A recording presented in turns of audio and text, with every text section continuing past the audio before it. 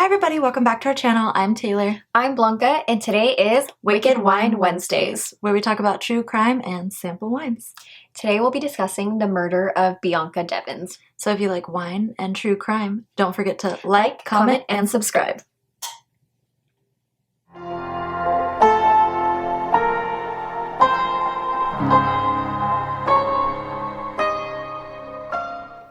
I just want to let you guys know that we'll be talking about the wines that we tried at the end of the video, so if you're interested in that, stay tuned until then. And I also want to put it out there that we will be posting every other Wednesday, so let's dive in.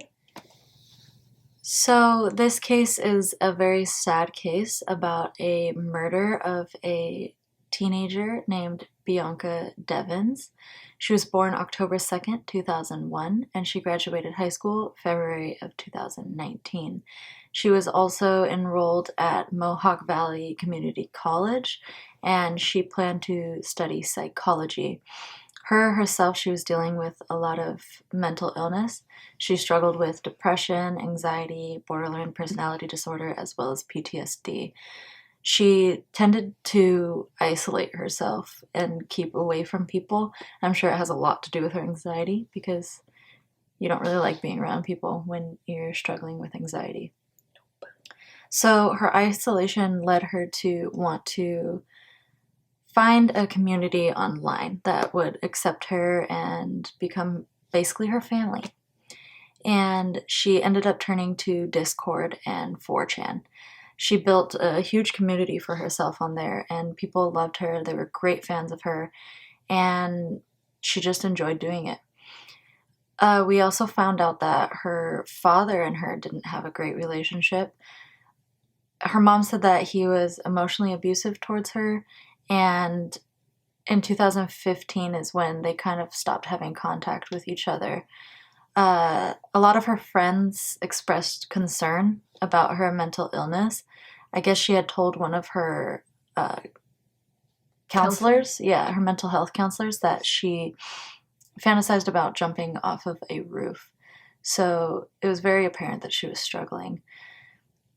She also experienced a lot of harassment for a few years on her 4chan and Discord area because, you know, haters gonna hate. Yeah, haters are gonna hate, and that's what they started doing, and it makes sense. But she was dealing with a lot of mental health issues and harassment, so it was not the easiest for her. Because Bianca became so huge on the Discord and 4chans and eventually starting to build kind of that like internet fame, I guess, you know, she's on social media. So now she's on Instagram and she meets this guy named Brandon Clark, who we do find out is a little bit older. He was born in 1997 on October 6th, which makes him 21, her only 17 at this point. He kind of just talks to her, is like constantly sending her messages, saving her pictures all the time. At this point, they do begin a friendship, but to Bianca, it is only a friendship. Brandon makes it very clear that he wants more. Bianca has made it clear that they're not going to be anything more. Her family started to show a little bit of concern as well because it got to the point where Brandon was telling people, "I'm Bianca's boyfriend," when, again, it's not true. You're nothing more than a friend. And then on top of that, because of their age difference, they just felt like he was very like powerful over Bianca. His like intentions seemed a little more violent because he wanted just her only. He wanted power over her. He only wanted her attention ever. Now, they didn't necessarily think that he was going to be like violent and abusive towards her. The reason that they maybe felt that way was because he was giving Bianca drugs, and he was basically giving her these drugs so that they can spend more time together, because what better way to get a girl to want to spend time with you than giving her free drugs, I guess, at that point. When you're at that age in college, sure, why not? I don't know. Yeah. But that was just kind of their dynamic. There is some belief that he may have been with her sexually or have tried to be with her sexually while she was under the influence of the drugs. And again, this was pretty much the only way that he could kind of get her to hang out with him almost. So we do find out, however, though, that Brandon grew up in a very, very unstable home. His father repeatedly abused his mother. At one point, even was like holding a knife to his mother's throat for several hours, which had him ended up being taken away and placed into foster care because obviously children shouldn't be in situations like that. Anyway, time passes on. His friends start to notice like obsessive behaviors, whether it was Pokemon that he was like obsessed with or another one called Lolicon. I'm not too familiar with that, but those were just kind of the two that his friends were like, it was just an over obsessive fixation on these things. Now we kind of fast forward a few years down the line. At this point, Bianca, brings Brandon in, meets her whole family because again, to her, it's a friendship. She's just kind of like, hey, come hang out with me. Like if you're at my house, it's no big deal. Just trying to make him feel comfortable. Her mom does state that when she met Brandon, she found him to be charming and polite. Didn't really see anything wrong with him. But we'll find out. On July 13th, 2019, Bianca and Brandon had plans to go see a concert in New York. So they traveled to New York, and Bianca told him that she was going to be meeting up with a guy named Alex, and he was very aware of it. So when they got there, they ended up meeting up with him, and they went back to Brandon's car to smoke, and it seemed like they were like all friends. Like they were all just smoking together, having a good time. And apparently Bianca and Alex had kissed, and this seemed to tick Brandon off. On their drive home, Bianca fell asleep in the back seat, and Brandon decided to wake her up and confront her about her kissing Alex. And I guess she had apologized to him and was like, I'm sorry, but we're not in a monogamous relationship. Like this, we're friends. And that wasn't great. And he started to stab her and saw her throat, is how they say. And he ultimately murdered her in the backseat of his car. And he drove to a deserted wooded area and started a bonfire and was playing music by Joji, which sucks. I love Joji. No, this just ruins it. But he then attempted to kill himself by slashing his throat, which didn't work. And he took photographs of Bianca's body and posted it on Discord. And they were captioned,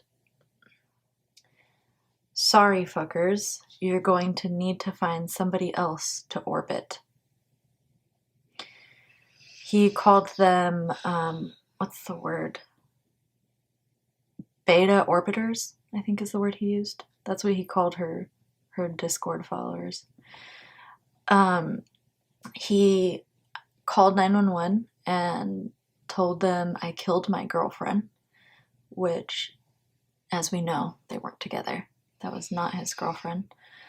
When the police arrived to the wooded area, they found that Clark had stabbed himself in the neck and found Bianca's body. And he had posted multiple pictures of her body online. And a lot of people had reposted them, which is insane. Why would you repost that? But they had numerous calls from different people, but one of them being Clark. And he had wrote a suicide note, I guess you could say, and it read, "May you never forget me." They confirmed that Bianca was the victim of this murder, and they charged him with second-degree murder the next day. According to authorities, they found a bunch of tools. They found knives, ropes. They also found a camera, which is what he used to record and take pictures of her body. There's a bunch of different people in his life that have different reasons on why he did what he did. Regardless of the reason, doesn't make it okay. It's sad. It's very, very sad. But the investigation starts, and it's pretty gruesome. The investigation is kind of almost as gruesome as the murder itself, just kind of decovering facts, I guess is what you can say. We find out through his internet search history that he was constantly looking up Bianca's social media, saving her pictures. At this point, investigators are safe to say that he was basically obsessed with her, that this is what he wanted. Again, almost just like what his friends had said. It's that obsessive fixation personality that probably stemmed from his own trauma with his parents. And now we're finding out just all these different things to the point where he's Googling how to kill or incapacitate somebody, how to broadcast murder videos, how to do this, how to do that. And it's just getting down the line where it's like you're searching all these things.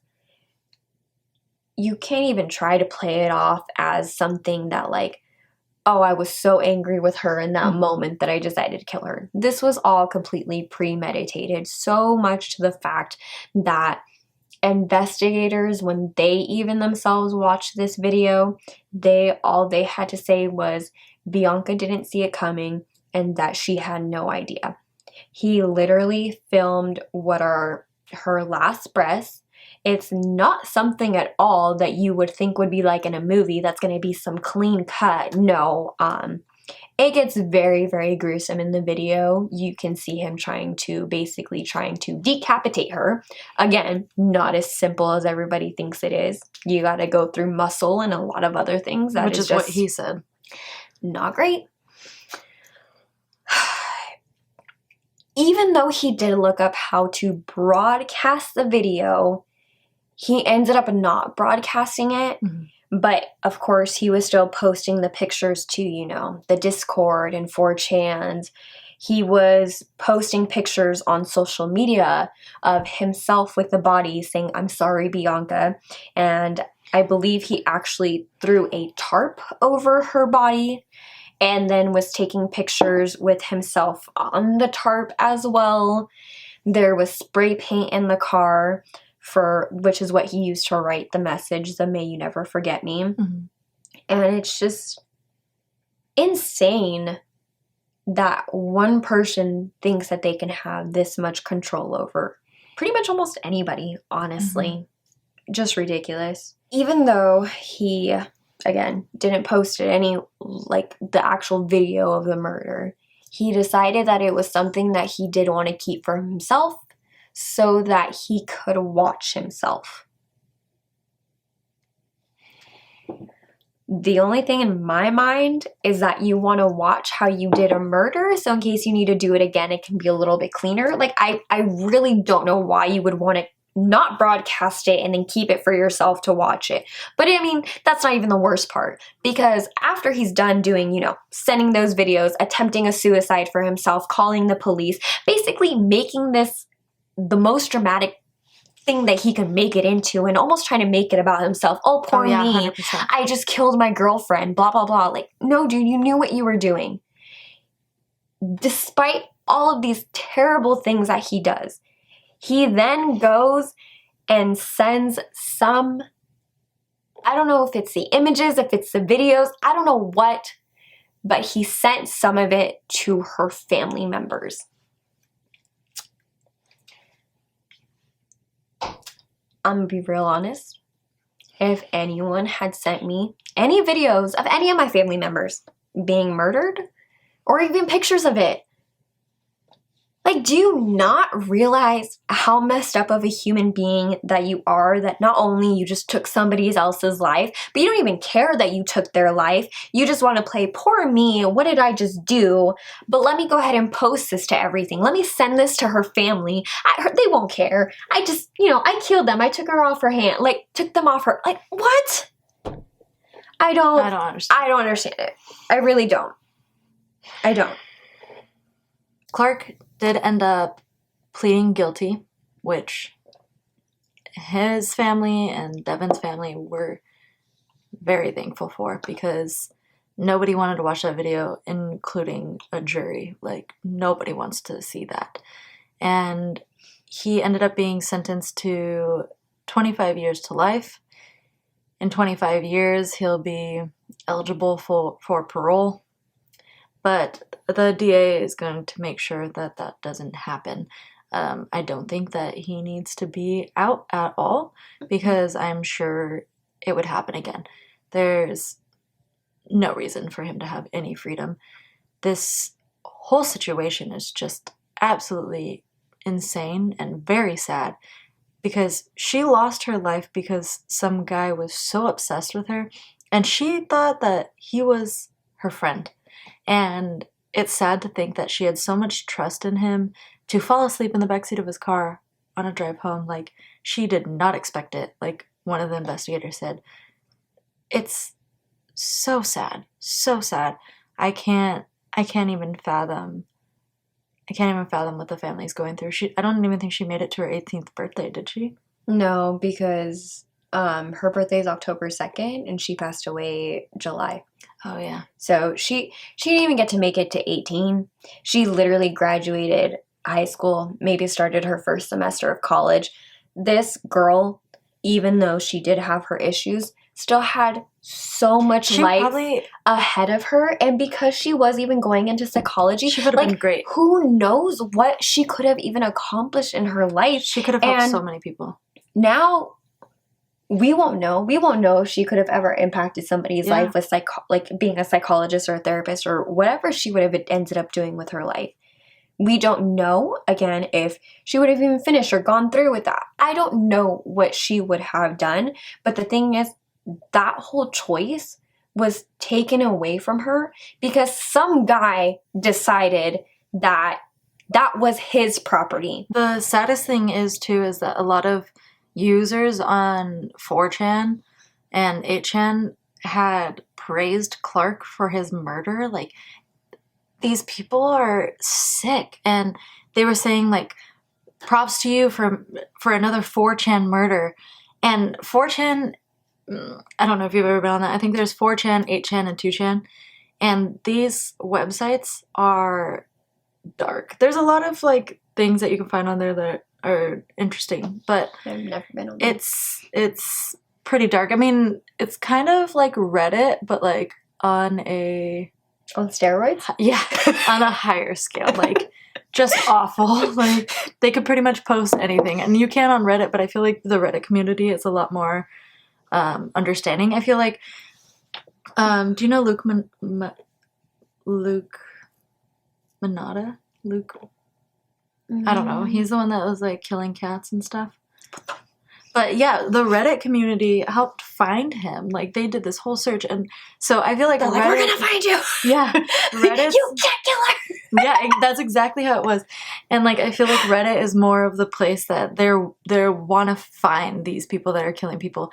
And 4chan and 2chan and 8chan, they're all, like, pro-murder, it seems to be. They're probably, like, all the predators, like, stalking their prey.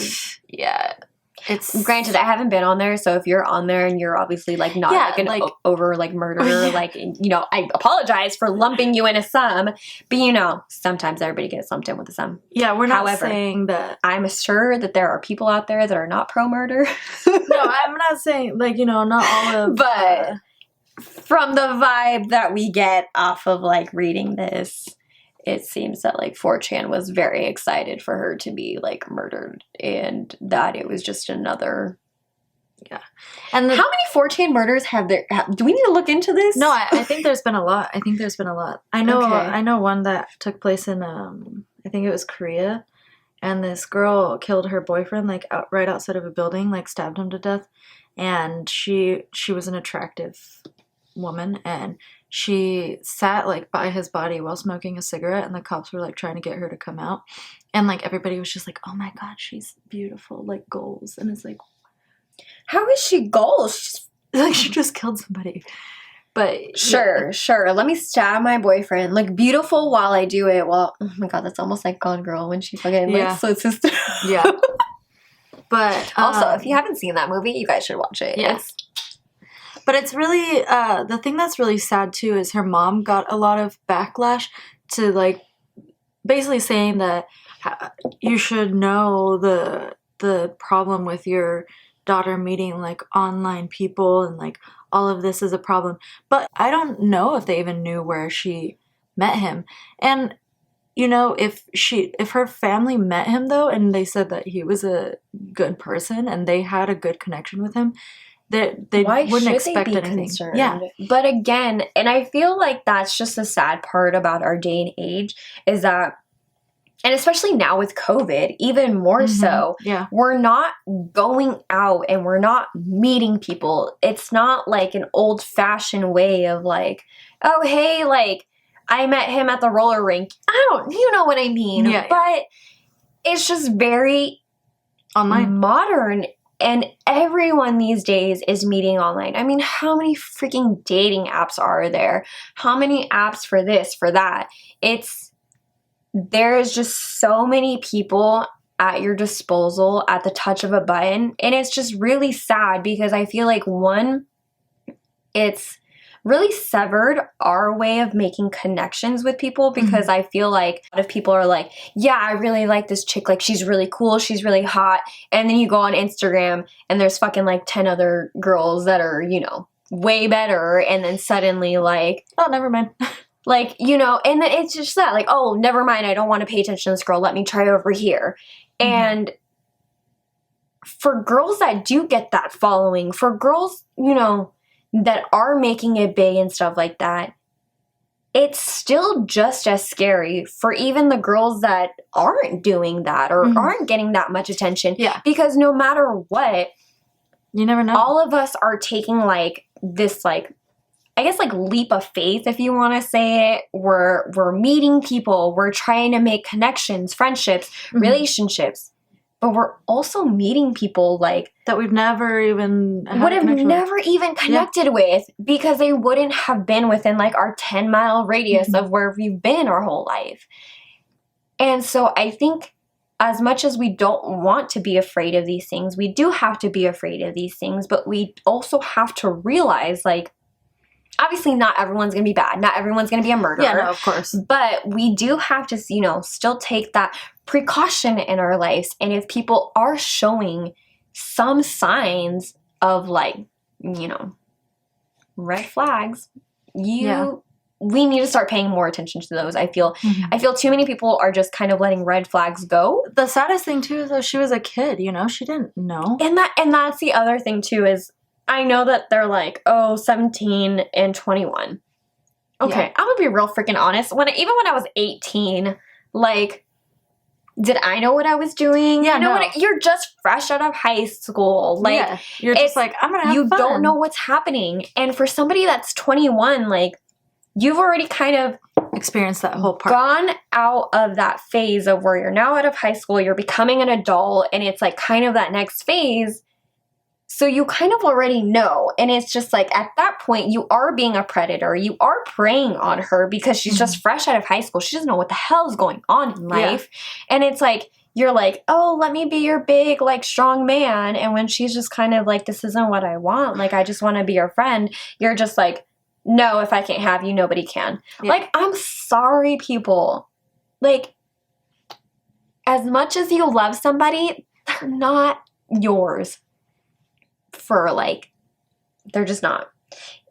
It's like the famous saying, if you love something, let it go. Don't freaking kill them. Yeah, obviously. Well, obviously not, obviously, because some people don't get it. Yeah, but I mean, it's clear that she very much trusted him. Yeah, which is just the sadder part of all of it, because I feel like they maybe did have like that good friendship where they did click, and I'm sure he did make her feel like she was being heard and seen and loved. Well, they're both, what, Libras? Yeah, they were both Libras, but I mean... Yeah. So I'm sure, I mean, they had similarities, especially with both of them not having the best, like, childhood upbringing and things like that. But and the thing is, too, back to this case, is his mom was upset that they portrayed him to be a manipulative monster. And it's just like, what do you expect, though? You know? I mean, So, we're going to end this video on a more positive note. I don't know how we can get positive after this, but we will try with our wines. So, the wine that I tried it's called Coastal Estates, and and it's a Cabernet. Shanger.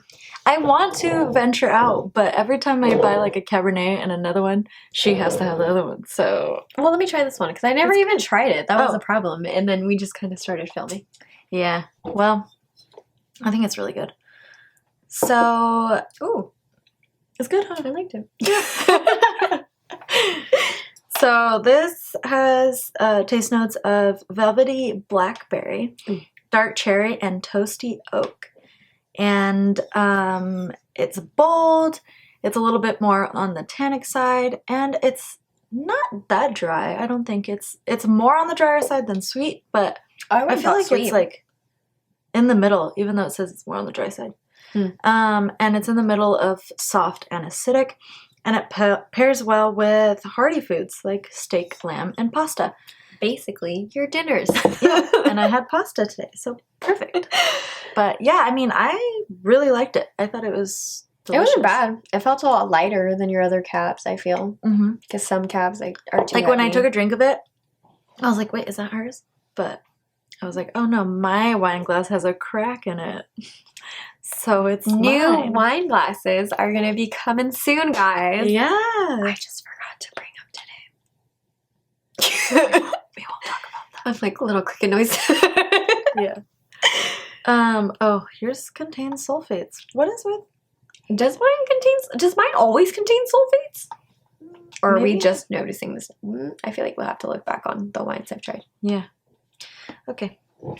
But the one that I tried today, guys, is the Firefly Ridge. Now, this one is a red blend. Kind of goes the same, you know, with all my other red blends that I've tried. It's definitely on the more bolder side. I think I would agree with that. I don't know. I liked it personally. It was in between kind of being tannic and smooth, which I could see. It says it's on the drier side, but personally, I feel like it's on the sweeter side, which is my preference, I guess. Tastes like water.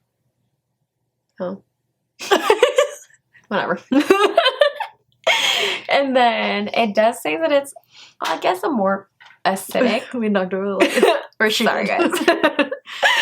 It's a little bit more acidic. I guess I could see that. Yeah, I do get it tastes like... Actually, I can feel it in my acid. tummy. It's a little acidic. It tastes like acid water. All right, now she's just being dramatic, but whatever. It's got some oaks. It's got some chocolates. It's got some raspberries, strawberries, blackberry, jam. And then on the bottle it says jam. mocha. Mocha and toasty oak.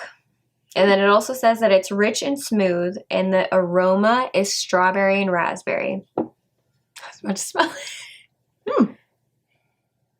Do you?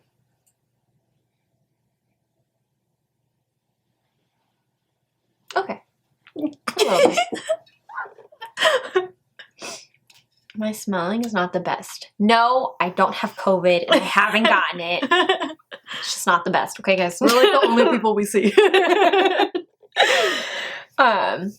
I liked it. It says that it does pair well, though, with some beef, lamb, veal, poultry. Again, dinner.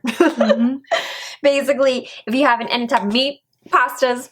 Have we tried ones that don't go with the meats? Oh, I think a white wine that you had, right? I had a with, white like, wine, fish. and then I had a rosé, and the rosé doesn't pair with anything other than desserts. Oh yeah. And then I want to say I think my white wine paired with it was like fish. seafood and like Was it fish? salad, right, or something. Yeah. Which I could see because I feel like the whites are like reds are overly on like the dry and bitter, and then like the whites are a little bit sweeter, and then you have like the rosés, which are just super sweet. See, that's so crazy to me because to me the whites are super dry Oh, really? and the reds are not. I think it depends on what you have, because I feel like there's some reds that like I try and they're really dry, but then I try other reds and they're super sweet. And then it's like I've tried some whites and they're very dry. Yeah. But then I've had other whites and they're like on the sweeter side. Yeah. So I guess it just depends. Yeah. On your wines. Now we're just having a debate on wine. I don't know what just happened. I like hit the desk and suddenly all of our lights just went out. Sure. Sure, guys. I don't know what's happening.